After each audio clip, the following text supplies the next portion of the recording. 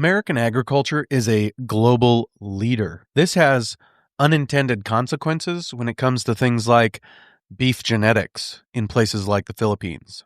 Or these breeding decisions they make today can influence a guy trying to feed his family in the Philippines. That's not something we think about on a daily basis. Because over there in the Philippines, on average, they're spending over $500 million importing beef every year right now, trying to feed their country. This also means that those places have to import a lot of feed to feed the cattle enough to get them to breed in acceptable intervals.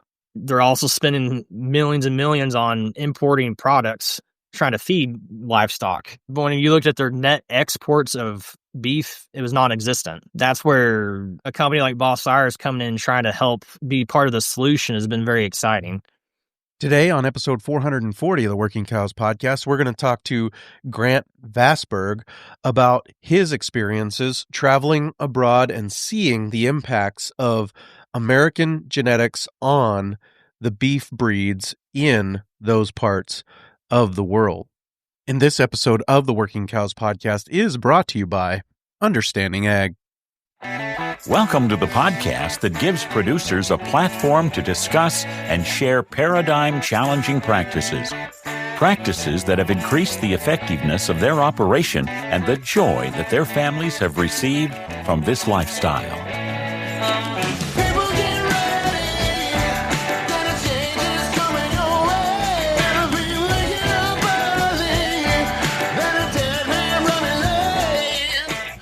Hi, everybody. It's Clay Connery, host of the Working Cows podcast, recorded exclusively in the Understanding Ag studios. Very excited to be joined once again by Grant Vassberg. Grant, of course, is the mind behind Bos Sires, and Bos Sires really seeks to be a clearinghouse for grass-efficient genetics. And we're going to talk to Grant about some of the growth of that business since last time we talked to him and some of the demand that he is seeing from all corners of the globe, South America, Asia, all over the world. People are looking for these genetics that can thrive without a lot of inputs. And we're going to talk to him about the impact that genetics that need a lot of inputs to thrive are having in places like the Philippines. And we'll talk to him about that right after a word from our sponsor today, Understanding Ag. Are rising input costs keeping you up at night? At Understanding Ag, they help producers like you save money and build resilience through regenerative agriculture. Their team of experienced farmers and ranchers will show you how to reduce reliance on costly fertilizers, pesticides, and feed by working with nature, not against it. With proven regenerative practices, you can improve soil health, boost water retention, and increase your land's productivity while cutting expenses. From grazing plans to cover cropping to full system redesigns, they tailor solutions to your land and your goals. Let them help you make the transition from input-intensive, conventional to profit-enhancing regenerative agriculture. Visit understandingag.com and take the first step toward a more profitable and sustainable future. Grant, thanks for joining me again on the Working Cows podcast. Welcome back. I appreciate having me again, bud. Yeah. Well, I'm always interested in the journey that you've been on as far as Bos Sires and some of those things. So we kind of talked to you early on in the launch phase of that service, and tell me about what you've seen since then, some of the things that have been happening. Sure. I mean, overall, it's been super positive. And I do know some of these breeders in these other countries there's going to be a pushback, but regardless, there's people all over the world that see what's happening, and I really do. I might have touched on it in the first episode, but a lot of it's this new generation of ranchers that are taking over their family operation, and the way their dad's done it or grandfather, that way of thinking has failed, and that they've seen, hey, if our cows aren't productive and it's no longer sustainable, that why would they continue doing the same thing again?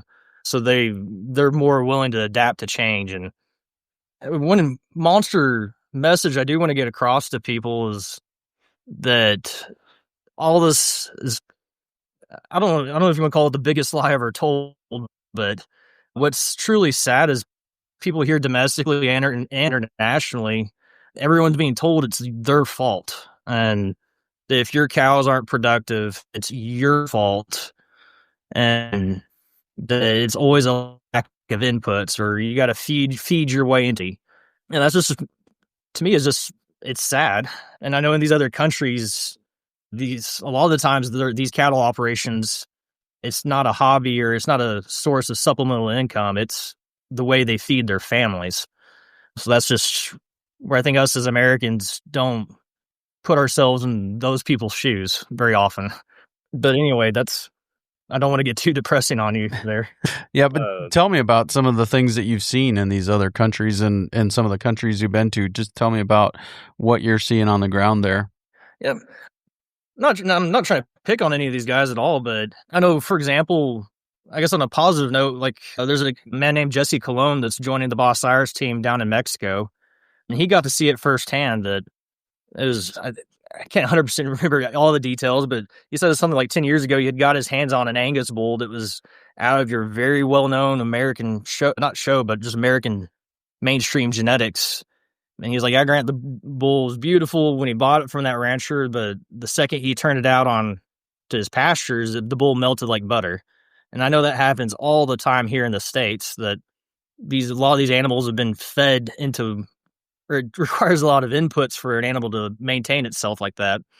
But luckily, Jesse Colon, I think he's about 10 years ago, he said he kind of stumbled across Johan's work and Jaime Lozando's work and got into the Mashona genetics, and he was like, Grant, and it changed everything. And once he started putting pressure on his cattle, not one animal out of that mainstream Angus genetics survived, but yet these Mashona could thrive. And so he's kind of seen that genetics are a huge or vital to whether someone can successfully or sustainably raise cattle or not.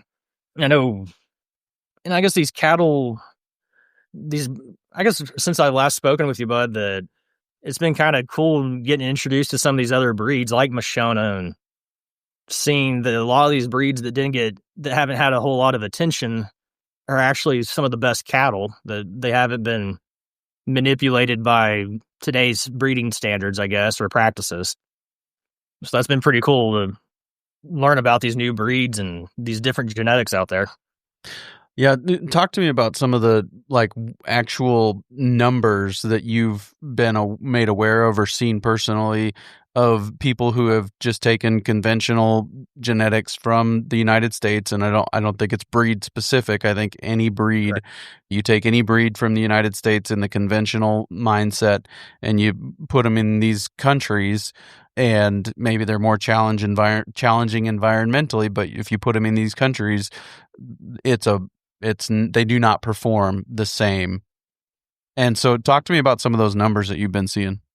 Oh, I appreciate it. No, it's literally, some of these countries are averaging 40% calf crops, and their cows are only having a calf every 2 to 3 years. And they've just accepted that that's normal. And that if you want better fertility, you got to increase nutrition, or they're being told it's parasites. But no, I've been boots on some of these countries, and there is good breeders down there. But to me, or not to me, but and for these guys, it's just truly sad that they see, or they know there's people hungry in these countries, but these good breeders aren't listened to. And that I know around the world, but in a lot of Latin American countries, they look up to Americans, and they think these American genetics, that is the elite, if you want to call it that. And so they hold us up on this pedestal, but it's just sad that, like I said, there is good breeders down there, but they're labeled as crazy or like conspiracy theorists they're been trying to teach or enlighten people that, hey, it's genetics. These mainstream type cattle or kennel cattle won't make it. So anyways, that's been pretty neat to meet some of these breeders, and a lot of it's a very small world. That I know here shortly, a breeder named Octavio is coming in from Mexico that has these school Hereford genetics that have been a closed herd, I think, from the 50s or 60s. And I think he had told me that grandfather was friends with Tom Laster even. And so sure enough, here's these Hereford genetics from this desert type environment in Mexico that calf every year, no grain, and have great longevity. But the small world of it is, then here's Austin Dillon here in East Texas, has this Hereford bloodline, and lo and behold, is the same genetic that his Hereford bull originated, or that those genetics trace back to the same breeder in Mexico. So anyway, this is, I guess, the geeky for me as a breeder coming out, but some of this has been pretty fascinating. And one thing a lot of breeders have in common is their story behind it. These genetics that have been non-manipulated by conventional breeding, that there's a story on how the heck they stay preserved over the years. But I guess going back to the countries though, but then that's where I'm trying to bring, or us as Bos trying to bring awareness. Our genetics have an impact all over the world, and what a breeder does today, or these breeding decisions they make today, can influence a guy trying to feed his family in the Philippines. And we just don't. That's not something we think about on a daily basis. And I guess, like I just got back from the Philippines about 2 weeks ago, and I got this firsthand that was in the Philippines alone. I gave a presentation there, and I guess like I said earlier, they're one of those countries that's getting wrecked, and their cows are only having a calf every 2 to 3 years. And they've just been told it's nutrition or it's parasites. But luckily, some of those guys have gotten their hands on some Callion genetics, which is mine, and they've already started to see the change. I was meeting with one of their ag department guys, and I guess some of these Callion genetics got into research herd in the Philippines, and he told me he got so excited when he was visiting the ranch, and that there's these group of Brahman calves that were born all with perfect birth rates and got up and sucked and had this vigor. And he asked the employees, like, hey, what the heck are those things? And they're like, oh, these are the Callion genetics. But and I'm not trying to disrespect these guys, but where I'm trying to get Americans to realize is, hey, that is the bar. The calves born with safe birth weights and getting up and having vigor, that's a great, that is something to be super excited about. And that's where us as Americans don't realize that is the bar for some of these countries.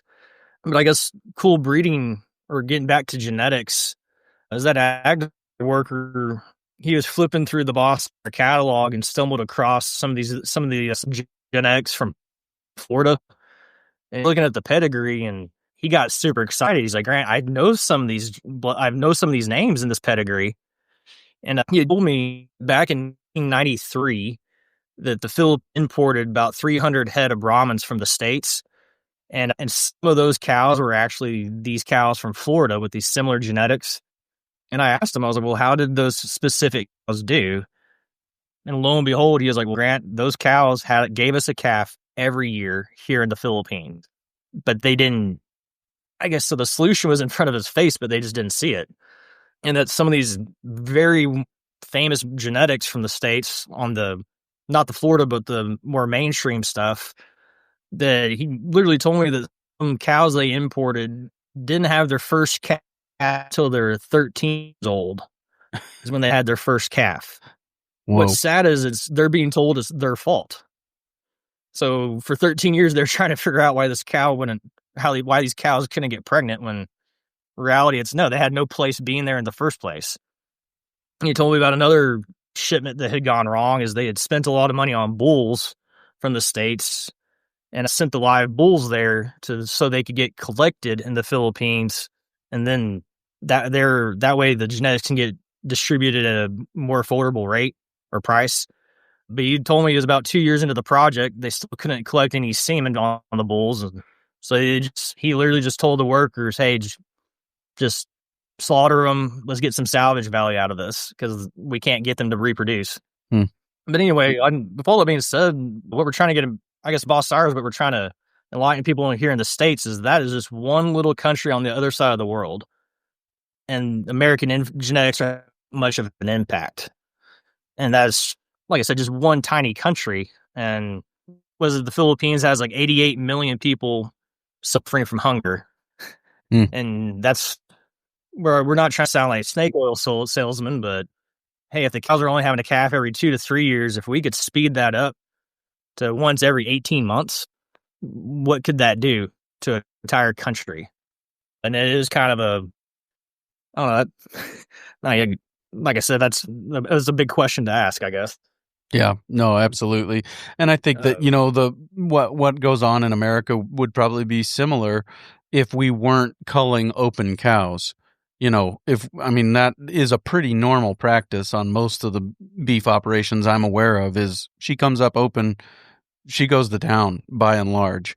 And there are certain operations that make exceptions, but I think the fewer exceptions you make, the more fertile that herd becomes. And where I think maybe is that one of the things that you see among those producers that are doing well in these environments, where when typical conventional genetics show up, we get a 40% pregnancy rate. There are people in those zip codes or in those regions that are doing well. Are they just people who cull open cows and kick out the crutches and don't prop up them with fertility and pesticides and all those kinds of things? Sure. Well, I know one thing they have in common is they're not using mainstream genetics or American genetics. Right. And so yes, they have culled and have, by culling over all these years, the product you're left with is a truly adapted animal to that environment. But I guess not picking on the Philippines, but then, for example, there was a herd. I met a breeder that has a herd of indigenous, like native cattle, an indigenous breed. So they were smaller, but just a tropically adapted animal. And I asked him, I was like, how's the fertility on these cattle? He's like, shoot, Grant, these things crank out a calf every 12 months. I was like, well, do you feed them much? He was like, no, look. He's like, he showed me a video. He's like, they're fat and happy just living in that environment. So but I guess what was sad is that the Philippines over the past 20-something years, I'm not going to say it was an actual campaign, but they have been trying to eradicate these native genetics because they're not improved. But literally, like, I think the ag department literally had to step in to preserve these genetics or these indigenous cattle, because they're starting to wake up that, hey, these native cattle, they're not these big giant cows, but damn, they crank a calf out every 12 months. And that's why are we trying to get rid of something that's proven it right there in front of their face? But like I said, a lot of these breeders or these genetics, there's a story behind them. But they do cull their cattle. But I guess to put stuff into perspective again, I know I was in Panama about 2.5 years ago and gave a presentation there. I literally just gave a presentation over just Cattleman 101, like your Lassiter basics. And after that presentation, once again, there's an ag department program, and one of the employees came to me afterwards, and literally it was like, Grant, every animal in Panama needs to be out of your genetics because we've never heard someone talk like you. And a lot of it is, like I said, just the basics on just try to keep track of how often your cows are having calves and keep the daughters out of the good cows and keep the sons out of those cows and cull the ones that aren't paying their weight. But just a talk like that has never been told to them. And I guess going back to earlier about the biggest lie ever told is that it's their fault. And to me, it's just sad. Let's take a quick break and hear a word from our sponsor today, Understanding Ag. As farmers and ranchers, we've all heard pitches from ag consultants about the next great new product that will increase our yields, pounds, or animal performance. And each of those silver bullets comes with a price tag that you pay year after year, taking more money out of your pockets and putting it into someone else's. Our friends at Understanding Ag aren't out to sell you anything, but the knowledge to grow healthier soils, plants, animals, and profits. Their goal is to help you become your own best manager, a short-term client, but a long-term friend and partner on the road to regeneration. If you're still waiting for that next year that's going to be better, maybe it's time you give Understanding Ag a call. Check them out at understandingag.com. I know you'll be glad you did. So you said that a lot of these operations that have made this shift, and they do have these genetics that thrive in their environment, and they're a lot of times genetics that are native to that region, they all have a similar story of preservation. Can you tell me what are some of the common themes in those stories or examples of those stories that you've heard? So I guess one thing they have in common is that the cattle operation is their source of income, and that it's not a hobby, it's not a supplemental deal or a scheme or anything. That it's how these guys put food, or it's how they pay the bills and what puts food on their table. So I guess another way of putting it is, I guess like my Operation Callion, that this is how this is what I do for a living. So when you do those cows out there that are problem free, giving you a calf every year, and you're not having to feed her and all that kind of stuff, you really start to appreciate those cows when, hey, this is, like I said, this is how I make my living. And that's kind of true across the board for all these breeders, that, hey, we're not going to fall for or start adopting today's conventional type of breeding practices when we know it doesn't work. Yeah. And I guess overall, another theme, I guess, on this journey is, and I guess what's sad also is there's not many true cattlemen left in the world. And I think that's another thing that we're seeing also, that some of these breeders, I think we touched on that on the last podcast, but that's also at stake, that some of these breeders that have been doing the right thing their whole life for 50, 60 years, that they have or what they know or the knowledge they have is priceless, and that it's a lot of stuff that's not written in the textbooks. I guess is an easy way to say it. Yeah, for sure. Yeah, talk to me about some of the growth of the Bos Sires, platform, and some of the things that you've been seeing there coming through. Sure. Well, I guess after, with your help, I know the first podcast we did help gain some more audiences. But I think shortly after, we opened up like a Bos Sires Canada, which I never really saw that coming, or I didn't think that was going to be the first country to open with. But yeah, like I know we just added a representation in Nicaragua. That was just like 2 weeks ago, and what we are seeing, I guess, for example, in Costa Rica and Nicaragua, the representatives for Bos Sires down there are guys that have regenerative ag consulting companies, and I think we touched on that last podcast here in the States, that this grass-fed or regenerative ag movement, they quickly realized that genetics is a critical key to it. But what's sad is there wasn't a company representing these genetics. So lo and behold, here, that's where kind of Bos Sires is trying to fill that gap.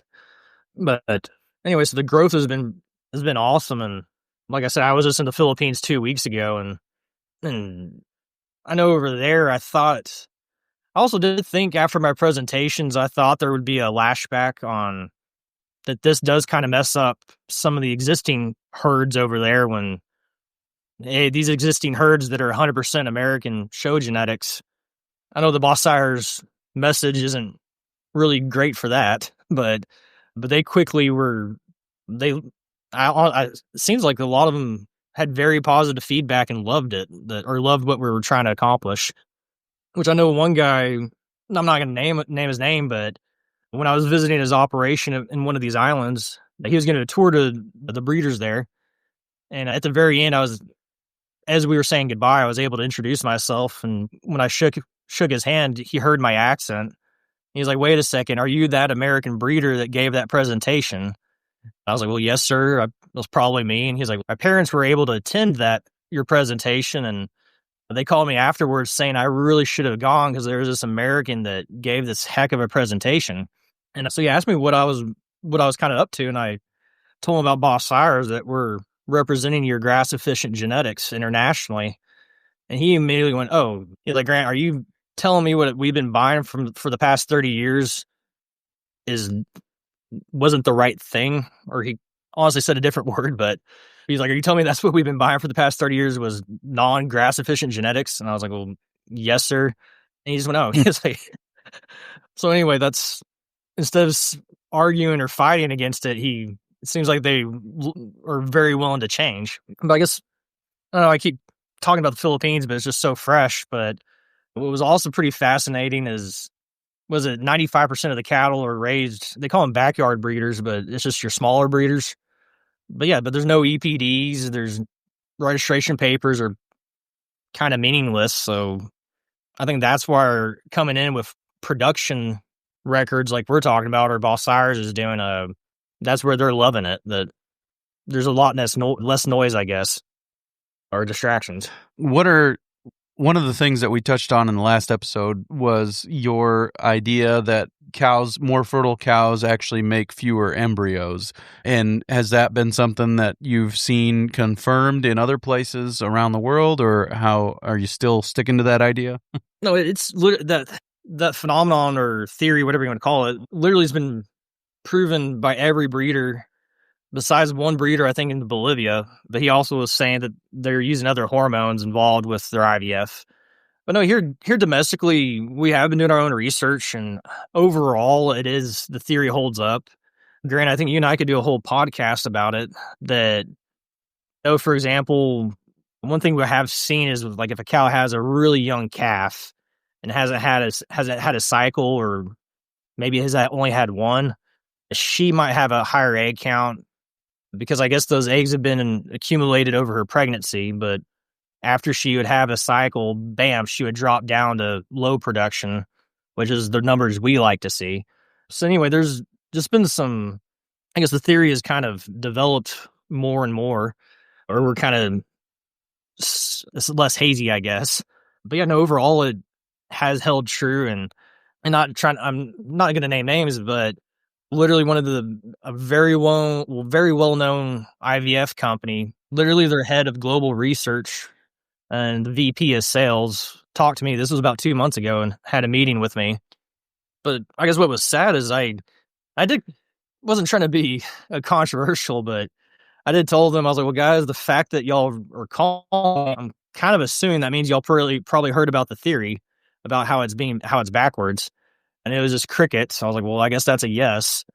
But literally their excuse, as they told me, they're like, well, Grant, we're a service company, and so we can't control what our customers bring in to get aspirated, which I did put my foot down. I was like, well, no, that is wrong. I was like, y'all should have a social responsibility to the cattle industry, or like, what are the ethics in saying it's not y'all's fault? Because I was like, because there's a lot of people new to the cattle industry out there that are bringing these females in, and they've all been told and have assumed that when a cow hits it out of the park with these monster numbers, that it's a good thing. And I was like, but there's a lot of people who are newer to the business that if they knew that, no, that was actually bad or a red flag, I was like, I don't think they would continue mass producing these infertile cattle.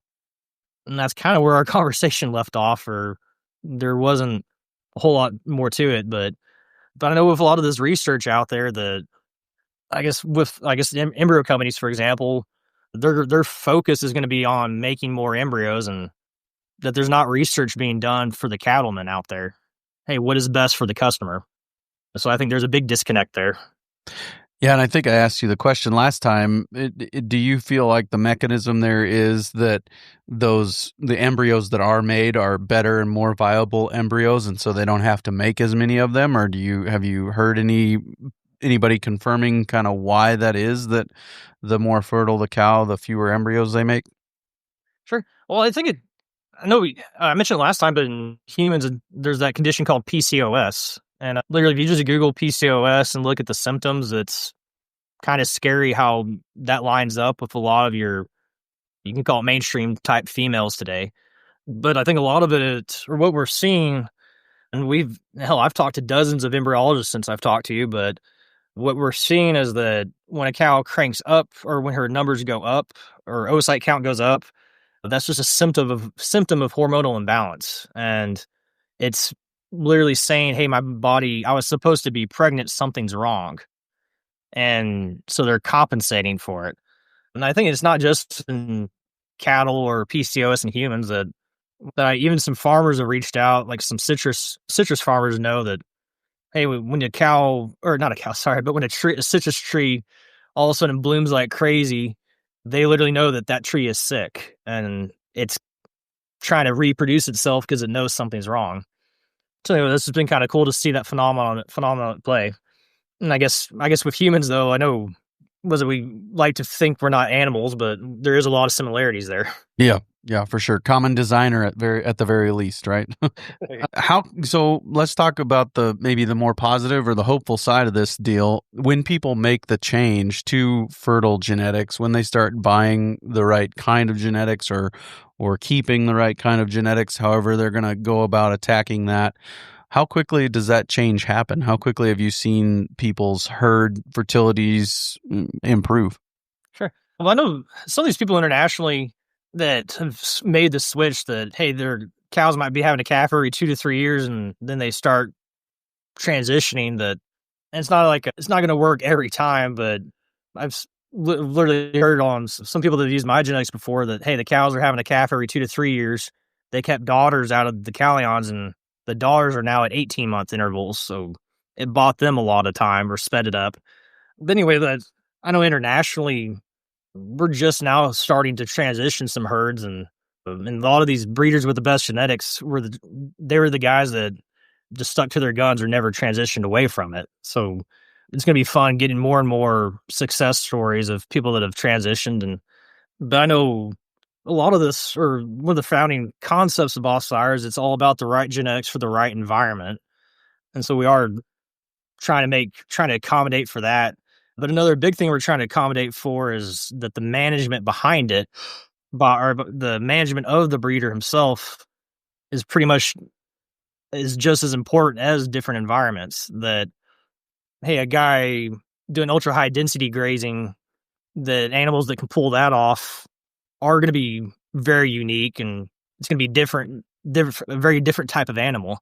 So I know in the Bos Sires catalog, we are accommodating for the management behind the scenes. And I guess another cool is even Mr. Johann Zietzman himself has been helping out and kind of giving his stamp of approval on different bulls that would fit his criteria. So that's been real awesome that he's been able to help out on that. And I know, once again, going back to the Philippines, but there's a young producer over there that already read Mr. Zietzman's book. And so I know my presentation was just a walk in the park for him. But he was excited that just the Zietzman approved stamp, he was already sold. He's like, yep, those are the bulls I'm going to be buying. That right there. So yeah, a couple of the things that you mentioned. What are some of the exciting developments as far as Bos Sires is concerned, maybe internationally and domestically, or in the States and in the Western world, but also in the Eastern world? What are some of the things that have been kind of exciting to you as far as the traction that Bos Sires has been getting? Sure. Well, just like I just brought up, just getting Mr. Johann and like his stamp of approval on bulls, like that was exciting, or I didn't see that coming. Or I guess a lot of breeders have had, or like himself, he had the dream of, hey, what if there was an international community and distribution network getting these adaptive genetics out? But I guess it's sad that the Bos Sires is considered a controversial company, but hey, we just figured we got someone or some group needed to start it, and so here it is. And I guess after like the first podcast I had with you, it was pretty funny that a couple weeks afterwards, a guy called me and that he literally thought he was alone in his region and thought he was labeled as the crazy one. And he's like, and Grant, when I heard about Bos Sires, he's like, oh, there's like, hey, is this actually real? And he's like, and sure enough, y'all answered the phone. He's like, this is a real company. Like, here it is. So anyway, I guess there's been a lot of people that thought it was just this problem was only in their region or their country or their county area, and for them to realize that they're not crazy, and has been, I guess, has been pretty sentimental, or I guess neat to be involved in a company like this. And like I said, that I never thought we would have a Bos Sires Canada, but here it is. And was it Costa Rica and Nicaragua just opened up this past month?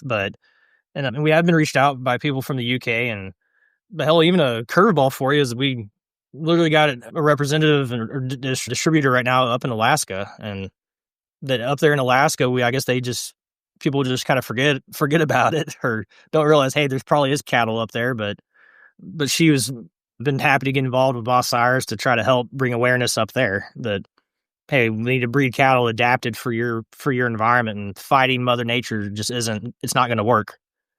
So anyway, I'm not trying to steal any of your thunder at all, but that's where we did start a podcast interviewing these people, and just it's been pretty fascinating to I guess like my buddies in Honduras, when they heard John Atkinson from Australia talk, and then after they heard that episode, they called me real excited. They're like, "Damn, Grant, that guy John Atkinson in Australia, he talks like you do." I'm like, they're like, "Hey, you just have different accents," but they're like, it was like talking to Grant all over again. Yeah, no, absolutely. That's the Sustainable Stock podcast, and it'll be linked in the show notes page for today. So you can go there and find a link to how you can, get that downloaded and start putting that into your rotation of podcasts you're listening to if it isn't already there. So that's been a pretty cool addition. I'm always excited to see another agricultural podcast come out. I appreciate it, boss. And I guess overall, though, like I said, I touched on it first episode, and I probably need to quit saying that. But all this goes back to the incentive structure is broken. And that is what is, I guess, with Bos Sires, that is what we were truly trying to tackle. Because it's the guys doing the right thing out there all over the world, they're not being rewarded. And so that's, like I said, we're trying to tackle that head on. And I know breeders out there that, hey, if we're able to sell their semen internationally and make them some additional income, that helps out. And but even for the breeders themselves, that I know here with Bos Sires, we're going to try to open up a different type of membership package that, hey, maybe it's not someone that wants to invest money in collecting a bull for export, but hey, they're sitting on the right kind of cattle, that, hey, we can have a place for them as well. And because it's, I guess with me personally, we're seeing that Bos Sires is working and that people are actively hunting these type of cattle. So just domestically, like private treaty sales have been awesome. And I know here historically with Callion, I would typically have a wait list for heifers. But now with Bos Sires, I'm like, hey, here you go. And instead of having to wait a whole year to be next to buy heifers, here's the cheat sheet. And so this was literally about a week ago, a breeder was calling me for 20 heifers and I didn't have any available. And then he looked at the Bos Sire website and found Watt Casey was 20 miles from his ranch. And he's like, well, here it is, Grant. Here's a guy that's done all the homework for me. So I know we talked earlier about genetics being a key part of sustainable agriculture, but what we are trying to get people to realize is I'm the first one to admit that I spent 15 to 20 years trying to recreate animals that Marcus Shackelford in Florida already had. And I was like, well, what if I had known about him 20 years ago? Because it takes a lot of work, or these breeders that have been doing the right thing. I mean, they're sitting on 50 years of breeding. So getting your hands on these kind of cattle speeds up the process. And that's all going back to trying to fix the incentive structure. Sure. And what role is Bos Sires playing in fixing that incentive structure? Sure. Well, like I said, if we're able to, we're selling even internationally, which I know the past 3 years I've been shipping Callion genetics all over, but so it's all, I guess with Bos Sires, we're working on shipping a tank to Honduras here shortly, in the Philippines. But just, I guess back to the incentive structure, I know a lot of these breeders, that some of the best bulls in the world, you can buy a bull for $5,000. And I know you can open up a magazine and, well, I was quoted, I think it was on the Associated Press, did an article over that cow in Brazil that sold for like $2 million. But I got asked a question or what my opinion was of the cow, and I was pretty harsh. But regardless, that $2 million spent on a cow that couldn't make it in the real world is not right. But people in Honduras and all these other countries, like I said, they're being told, hey, this is what improved genetics looks like. And people need to realize the key for sustainable agriculture has been here all these years, or the genetics part of it has been here all these years. And then it's these genetics that are coming from these ranchers that never changed the way of, or never adopted your more modern type of breeding practices. But that's where you go on, I guess, like Hayden Moore, for example. Do you listen to a breeder that's been doing it right for 60 years, or do you listen to I don't know if I'm not trying to attack all PhDs, but I know a lot of them have never owned a cow. So it's kind of to me, it's kind of common sense where you should go. Yeah, absolutely. So then Bos Sires works as a network, but also a place where people can go and buy actual semen and those kinds of things. Yeah, sorry, to simply answer it, yes, that it's like a generic semen company If someone wants to buy a semen, here it is. If they need the genetics to improve, but it's also a service company to the guys that have already been doing the right thing, and that hey, now they can get put on the map or get access to international representation. We're not trying to name names, but I mean, hey, this has been fascinating, but at the same time, a lot of the times this is depressing what we're doing. That I was talking to a breeder, this is about 2 months ago, that he was telling me, he's like, well, Grant, I have a wife and kids, and he was like, Grant, I can't sell a bull.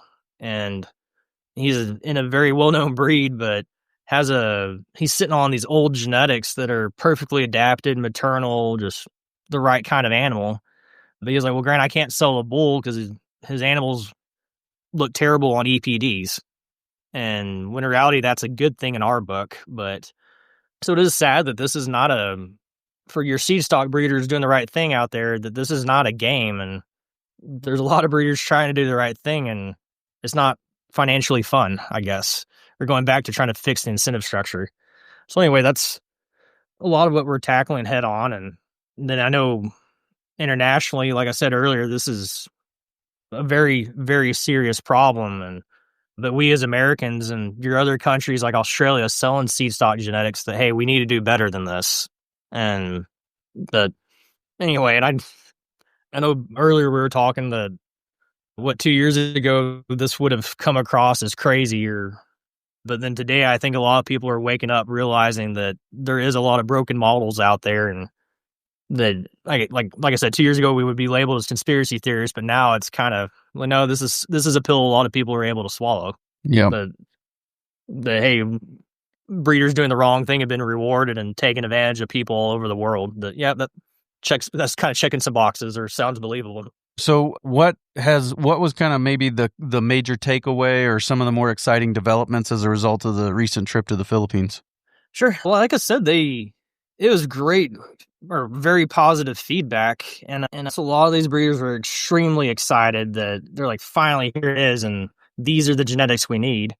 Which, I guess, a side note, I guess a takeaway I got from it was, I know there's a lot of buzzwords being thrown around in the world that, oh, you can call it sustainable genetics or maternal genetics or old school cattlemen, whatever you want to call it.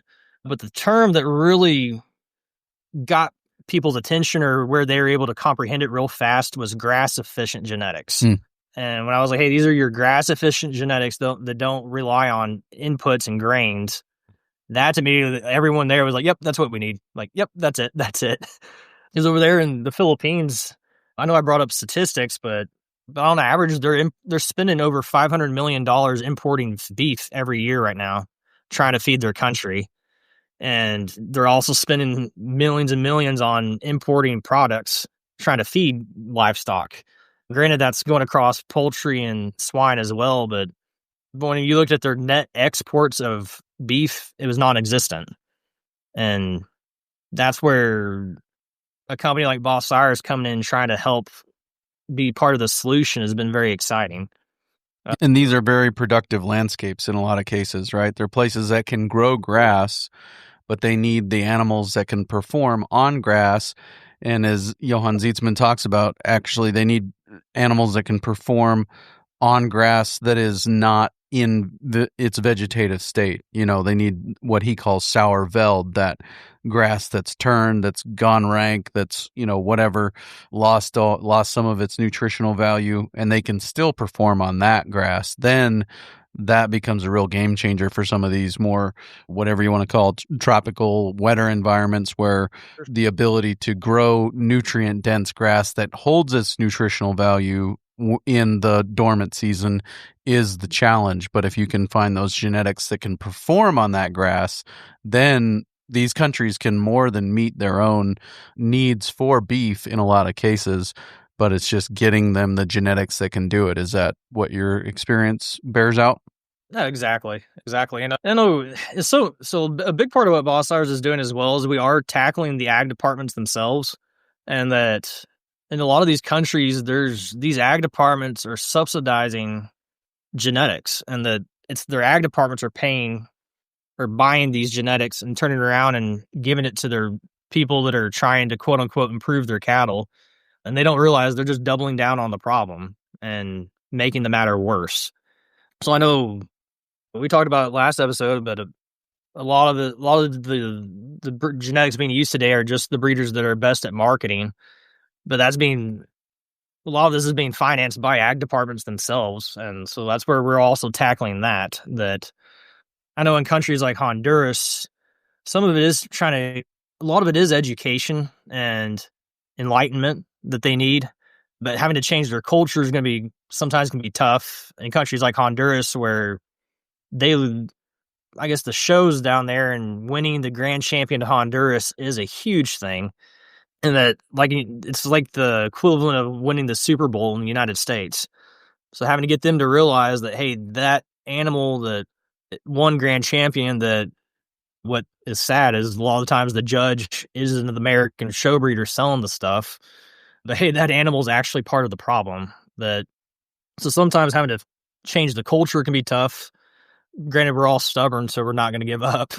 But that's where we've all talked that we are bringing awareness to our ag departments that, hey, well, having to change culture might be tricky, but an ag department doesn't need to be subsidizing the problem. That needs to stop. Yeah, and you told that story on the. I'll take my turn. Say you told that story on the last podcast about the show, the last episode that we did together. The show judge that basically had the pen inverted, and you went up to the people who were placed at the bottom of the class and said, "Hey, I'm sorry, you're the genetics I'm looking for in this environment. You know, in my ranking of that pen, you were at the top of the class." So yeah, no, that's sad, but a lot of that is like I said, the culture of the shows are big in Latin America, but then you had countries like the Philippines where there isn't one. So it's I guess every country, and that's where I guess the Bos Sires business model that we all have our representatives in these different countries, and we kind of know what the economics are like and the culture is like within your own country. So I guess the Bos Sires, like the business model itself, is where all genetics are priced the same for international. But within a country, we're telling them that, hey, we're not going to dictate what you sell your semen for in your country. Like, we want our guys to be competitive in their markets. So that's where they can pick their price. And internationally across the board, we're all staying on the same price schedule. Just that way, there's no games being played. And we're trying to build a company the way it should be done, I guess, if that's another way to put it. I mean, you were talking about, hey, this is all a problem for tropics. Well, lo and behold, that's where now we have a branch in Alaska. So I guess or kind of like the Bos Sires Canada, that this is not just a tropical problem, that this is going on up north as well. So anyway, I've been learning a lot about that I just thought this was a tropical problem, and they meeting guys like the Meitlers that know this is going on in your English breeds as well. Yep. The right genetics aren't being represented, and and I guess another big concept of Bos Sires as well, and sorry for, I know this isn't a conclusion deal, but we are trying to tackle the concept of breeds to a degree, and that within every breed is more variation. And like had a very productive talk with a Centipole breeder literally this morning, and he heard I was a Brahman breeder, and he immediately was like, "Oh no, Brahmans are terrible, and they're not fertile, they're not grass efficient, they're wild, blah blah blah blah blah."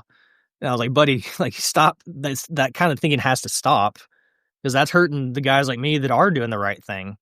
So a lot of the times in these other countries, people expect, or they just assume, oh, these Angus genetics can't make it. Like, for example, in Mexico, a lot of breeders down there are anti-Angus, when in reality, it's like, well, maybe they weren't using grass-efficient Angus to begin with.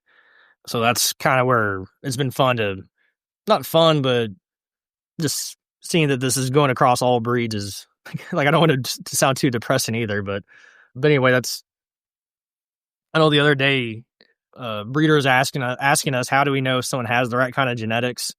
I mean, we did tell them that, well, one common theme is that all these breeders are pretty pissed off. And if they're happy with the status quo, if they're happy with the way things are, then they're probably part of the problem. Yep. And I think that is, the breeds within breeds thing. Everybody, I think, or a lot of people on our end of the spectrum, our side of the conversation, recognize that there are the animals that can go and win the shows every year, and then there are the animals that can produce a calf every year, and they're probably not the same animal. but they're the same breed. Yep.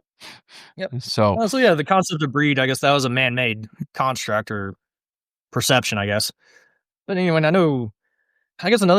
we're still fighting the concept of the heritability of fertility, which I know is a big component of the first episode, but that's still a constant thing that we're tackling. And I know the other day I used an analogy, or a simple analogy that I was using the other day, was that if you can ask anyone, what is the color of the sky? And someone like you would just be like, well, it's blue. But I was like, but if you looked at it from how an academic would look at it in cattle, is okay, well, the sky is not blue when it's night, or sometimes it can be raining and it can be super cloudy, and therefore the sky is not blue. And I think that's kind of an analogy that you can apply to the heritability of fertility, that yes, the underlying fertility of the cow is highly heritable, and we all acknowledge that there's factors that influence it, but that isn't from the heritability of the cow herself. And so that's kind of what's being applied to the cattle industry, or the heritability of fertility. Is it's all about how you define fertility and how you measure it. And that's where all these different figures come into play. But I know, like, this was part of my presentation in the Philippines, that I brought up that study from Australia when they looked at how many days after calving does it take for a cow to come back and heat, and what was the age of first CL for females. And when that was how they measured fertility, it was highly heritable. And I know when I was in the Philippines, I was at an auditorium the first time, and I did have a slide that I guess must have been when I made this slide.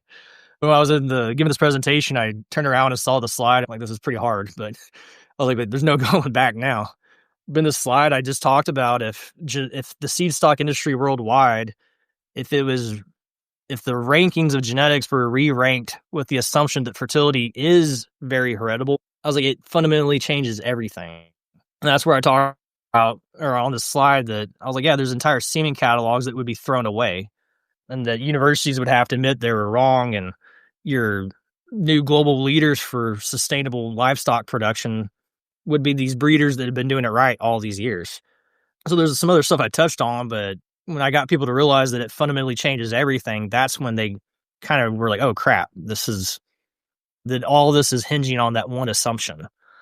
And that's, I guess, we're the guys that are saying the sky is blue and prove us wrong. It's kind of what we're doing. Yeah, and you can nuance anything until it's not absolutely true with all of these extenuating circumstances, is kind of what you're saying.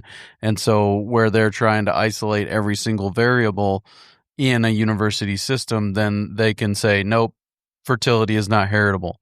But if you just take the herd as a whole, say, hey, these fertile animals, their daughters are going to be fertile too. And then you can see that by and large it is heritable. For sure. And I've literally had some academics tell me, well, fertility is literally heritable, but bad fertility is highly heritable. I'm like, well, that kind of has proven my point. That if bad fertility is highly heritable, that means it's heritable. They're making it too complicated. But I guess a big part of the problem is you can do your tinfoil hats on who's financing the research out there, but just a simple problem though is, if you were to measure calving record or calving intervals as your measurement of fertility, that's a multi-generation study to fully finish. Or I guess another big problem would be longevity, on how do you conduct a study on which cows can go 18 years giving you a calf? Like that takes 18 years to figure out which cows can do it. And so trying to do a study on that to prove it scientifically is, I'm not going to say impossible, but it's not very practical. So you have your breeders out there that have been doing the right thing, that have cows that can do it, and they're screaming, banging their heads against the wall because they're being told they're not right. So anyway, that's, I guess, with Bos Sires, I thought I was in the struggle, and here I am, a young guy in my mid-30s, when I really feel pain for the guys that are the breeders that have been doing it right for 50 years or multi-generation. And that's where, I don't know, like I said, I don't want this podcast to be all depressing, but that's where I really do feel for some of these guys. Yeah. Or especially guys in hungry or developing countries where people are hungry. Like that's where it's even more of a depressing state that they know what the solution is, but people aren't listening to them. And what do you think is, or we've talked a little bit about what is next. What are some other things that are you're looking forward to, or things that are going to be coming soon for Bos Sires? Sure. Well, there's other breeders. I know a lot of people are watching us, and they also know this is a young company. That, like, my meeting last week in Nicaragua, or with the Nicaraguans, he's like, Grant, we're getting a lot of phone calls. But he's like, but Grant, a big problem is they're asking all these questions, and he's like, I can't answer them. That we need more information on the bulls that are available, and I have to kind of reassure him, like, guys, we've only been really running gung ho for a couple months, and we're getting the data. Or getting the data that they're asking for. But I know, like, next step, and a lot of these guys are excited to help their countries out, but someone like Jesse Colon in Mexico that has a big YouTube channel and does a lot of regenerative ag YouTube production. And so we're going to, I guess, have Bos Sires Telemundo version of videos getting cranked out. But a lot of these guys were asking, like, permission, like, hey, Grant, can we make our own videos and to bring awareness and for education? I'm like, guys, knock yourselves out. Like, y'all are trying to help feed your countries. Like, don't ask us for permission to educate. So I guess that's been real exciting also as well. And so anyway, and I know there's some more breeders, and I know in the cattle right now, it looks like there's not much Angus or your English cattle, but we are adding some bulls here shortly. Just, I guess, a problem with low input ranching is your herd sires don't look fat in the middle of winter. So we're having to wait until a lot of these herd sires are in more photo condition, I guess. So that's been a critique of Bos Sires is, hey, y'all don't have many Angus or Hereford genetics. And I'm like, no, guys, just hold on a little bit. Like, the guys are just waiting for their pictures. So I know, like, Scott, I guess meeting guys like Scott Frederickson as well and learning about the Obrox has been just stuff like that's just been real fascinating. Yeah, absolutely. So how would somebody go about getting their genetics into Bos Sires if they wanted to do that? Yep. So there's the representatives in all your respective countries. You can reach out to them. Now we are having to tweak some of this, and that's where we're thinking about adding this other type of membership, because we don't want to, I guess what we're trying to get people to, like, the bulls we're wanting to actually represent would be bulls that are unique on genetics, and also the breeder himself. And so I know there's a lot of guys that are trying to do the right thing, but have only been in the game for 5 to 6 or 7 years and maybe haven't really truly created their own unique set of genetics or adapted genetics. And so that's where we're like, hey, we don't want to ethically tell someone, oh yeah, join and collect your bull and then the bull not sell.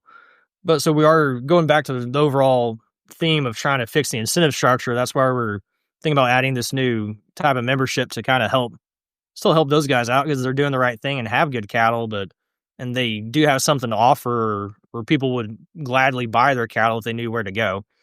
But overall, like, when I was saying Americans or breeders or the Americans overall need to do better, but there's other opportunities out there as well. That I know people have reached out to us about, hey, it'd be cool if there is like a beef buyback deal where people using these genetics, that there'd be a steer buyback program or be a source for locally adapted steers that could have the capability of finishing on grass. And anyway, there's just all kinds of opportunities out there that if you're going to completely build the cattle industry back up from scratch, it's a lot of, like I said, a lot of opportunities. Yeah. Very good. Well, we'll have links in the show notes page today, as I said, to bossires.com, and people can go check that out. Anything else that you wanted to share today? I don't know if it goes in at the end on this buzzer. Sorry for editing it if it needs it, but I guess part of Bos Sires too is kind of like verifying the right kind of cattle. Like I said, there's a lot of buzzwords being thrown around on sustainability, I've even seen Bondsma being applied to, like, his principles being applied to cattle that have no business being looked at. I know I touched on it a lot earlier, but it's like, hey, if you want cattle that would fit Bosma's principles, then you go to the breeders that have been doing it for decades and been breeding the right kind of cattle, not these people adapting to this. It's almost like a fad, I guess. I heard a breeder give a whole YouTube video on sustainability or sustainability that, oh, this is the future. But behind the scenes, I have their calving records, and their cows are only having a calf every 950 days. I'm like, you're talking about sustainable livestock. Like, that is I think for sustainable livestock, you would think a cow that can have a calf to begin with would be kind of important. Yeah, that's kind of where it starts, for sure. So anyway, we're almost like another way is we're kind of verifying or stamping, hey, these are the right cattle, and just so people don't get taken advantage of. Yeah, and is that verification done through production records? Just she's had a calf every 365 days or whatever? Yes, sir. And production records we kind of have like an application with some questions and whatnot. And I know like EPDs are one thing we all have in common is our cattle look terrible. And that's kind of that's because none of us have actually been using EPDs. And I guess a quote from Hayden Moore is that the breeder that's doing the right thing his whole life. He kind of told me, he's like, Grant, if you ever see someone talking about numbers or using numbers to sell cattle, he's like, that just means they don't know what they're talking about. Which at first I thought was not controversial, but that is kind of holding true across the board. Not saying that there is nothing that is practical, or there is guys using numbers in the right way. That is true, but a lot of the times it's a huge red flag, because it's, I guess earlier when I was talking about the art or the cattleman is being lost, that's a lot of this is just visual appraisal or looking at what's happening in front of your face, and a lot of that's hard to find on a spreadsheet. Yep. Very good. Anyway, yeah, Grant. Your help. Yep. Yeah, I appreciate you. Appreciate your time. Thanks for doing what you're doing. Thanks for sharing it with us today. No, thanks for having me again, bud. And I'm looking forward to maybe talking to you again in the future. Very good stuff there with Grant. Really appreciate his perspective, the ability to travel and just see so many different places and see those common themes of needing grass-efficient genetics to really help these farmers thrive. It is their only source of income. The ones that are successful, it seems to be common that it's their only source of income. So really appreciate that. Looking forward to the next episode of the Working Cows podcast. We'll be talking to Josh Kirpin, and we're going to talk to him about leading successful teams and about just being someone who is able to show up for their business, for the team, for the people who are part of that business. So look forward to sharing that with you, coming your way real soon on another episode of the Working Cows podcast. We invite you to visit workingcows.net to subscribe to the show via iTunes or Stitcher. You'll also find detailed show notes pages, resources from our guests, and the industry leaders who have influenced them. For more ideas on putting your cows to work for you in a more profitable way, tune in next week.